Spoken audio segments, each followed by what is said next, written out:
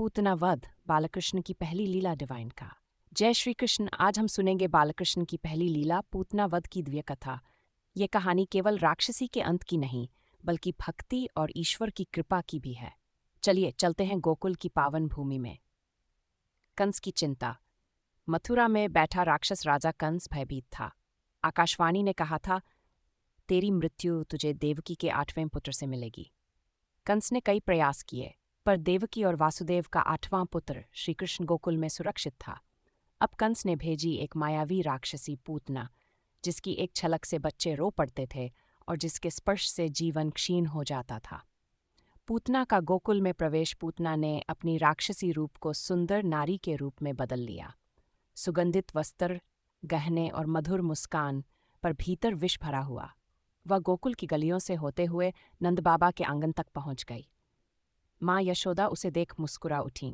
कितनी सुंदर महिला है, जरूर किसी नगर की साध्वी होगी। पूतना ने कहा, मैं संत हूँ, बच्चों को आशीर्वाद देती हूँ। क्या मैं इस सुंदर बालक को गोद में ले सकती हूँ? यशोदा जी ने भोलेपन में अनुमति दे दी। पूतना का षड्यंत्र। पूतना ने बालकृष्ण को गोद में उठाया। उसने अपने स्तनों पर विष लगाया था। सोच रही थी, जैसे ही बालक दूध पिएगा मृत्यु निश्चित। पर यह कोई साधारण बालक नहीं था, यह स्वयं नारायण का अवतार था। श्रीकृष्ण की लीला गंभीरता से। जैसे ही श्रीकृष्ण ने पूतना के स्तन से दूध पीना शुरू किया, वह केवल दूध नहीं, उसका प्राण भी खींचने लगे। पूतना की आंखें फैलने लगीं। उसका सुंदर रूप छिन्न भिन्न हो गया। उसका असली राक्षसी रूप प्रकट हो गया। विशाल शरीर, विकराल मुख और ऊंचाई आकाश तक। वह चिल्लाने लगी, छोड़ो मुझे, ये बच्चा कोई साधारण नहीं है।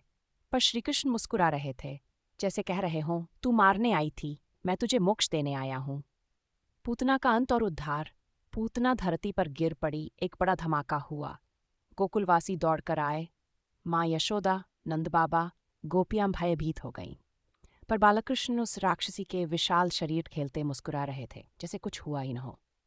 गर्गाचार्य जी ने कहा, यह कोई साधारण बालक नहीं है, यह साक्षात नारायण है। पूतना को भी उद्धार मिल गया।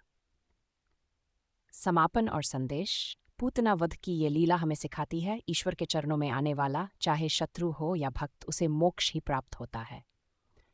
अगर आपको श्रीकृष्ण की ये लीला प्रेरणादायक लगी तो वीडियो को लाइक करें, कमेंट में लिखें जय श्री कृष्ण और डिवाइन कथा चैनल को सब्सक्राइब करें।